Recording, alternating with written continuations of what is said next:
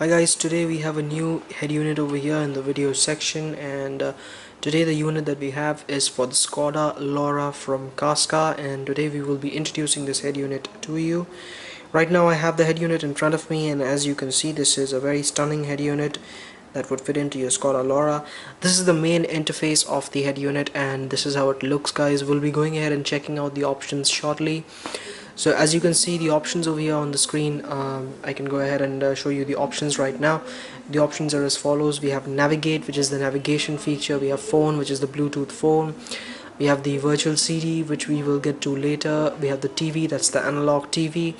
We have the FM radio, and next we have the restart navigation. Let's get back to the interface. Yeah, we have the restart navigation, we have the DVD interface, we have the XMCDC, which we will discuss later. We have the iPod interface, we have the audio video interface. Right, and at the four corners of the screen we have certain options. Towards the top left we have the TPMS, bottom left we have the camera, top right we have the setup, and bottom right we have the rear. Okay, now let's go ahead and start with the first option. Firstly, we have the navigate option, which means we can go ahead and check out the navigation feature over here, but right now there isn't a map installed, so we will not be able to check it. However, this particular head unit actually supports a completely offline 3D maps over here, so you can actually go ahead and enjoy complete offline navigation on your head unit over here without the need of any kind of internet connection. Next interface that we have is the phone. Let's go ahead and check out the phone interface. We'll go ahead and check out the phone interface once. Let's see how the phone interface looks.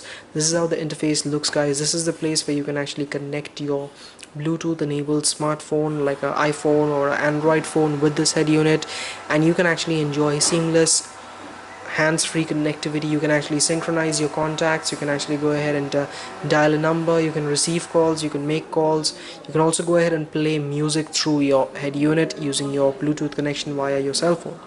Let's get back to the main interface. Let's check out the other options. Next we have the virtual CD. This is the place, guys, where you can actually go ahead and store your content on the disk, on an original audio or an MP3 disk inside the head unit itself. That means that you can actually go ahead and enjoy content of up to 5 disks stored inside this head unit without the disks being present.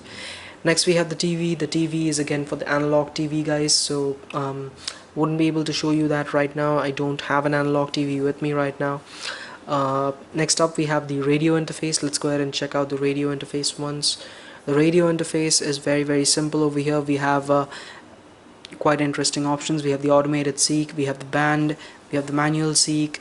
So basically this particular radio supports up to 5 bands of radio, which means it can actually go ahead and allocate 3 bands for FM and 2 bands for AM. That's quite interesting. Let's get back to the main interface and we'll go ahead and see what's the next option. We have the DVD interface. Let's go ahead and check the DVD interface over here. For people who are wondering what's the restart nav, the restart nav is again for restarting the navigation option if you want to for some reason. Now the DVD is going to load up in a few moments. Over here I've inserted a DVD inside the head unit, and it'll go ahead and start the content on my head unit screen right now. So let's just go ahead and wait for it to start up. There we go. So it has started up my content and it's playing it from where I last left it. Okay, that's interesting. Let's get back to the main interface and let's check out the other options. Next we have the XMCDC. The XMCDC is again an option that you have for if you have a disc changer, a multi-disc changer inside your car. If you're a DJ or someone, you can actually go ahead and enjoy the facility of a disc changer within your head unit. So let's get back to the main interface now. Let's go ahead and check out the other options. Next up we have the iPod connector. I don't have an iPod right now, but again this unit does support an iPod connection, so that means you can actually enjoy your content, whatever you have on your iPod, in specific to audio files, whatever content you have on your iPod, you can actually enjoy it on your head unit, and your iPod will always keep charging whenever you've connected your iPod to the head unit. So you really don't have to worry about the battery loss of the iPod. Lastly, we have the audio video over here. The audio video is again a very basic feature of a head unit, which is required in every head unit. So it has the audio video in feature as well. Let's get back to the main interface and let's check the last few options over here. We have the TPMS, which is the tire pressure monitoring system over here. This particular feature helps us monitor the air pressure on the inside the tires. So you will go ahead and get an alert if there is low or high air pressure inside your tire, and you can go ahead and act accordingly.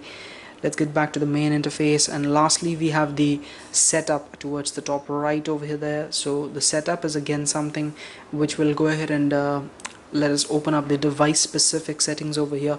But guys, beware that you only must go ahead and tweak these settings if you know what you're doing. Otherwise, do not go ahead and tweak these settings. Otherwise you might go ahead and you might go ahead and change something that you don't want to. So that's about it, guys.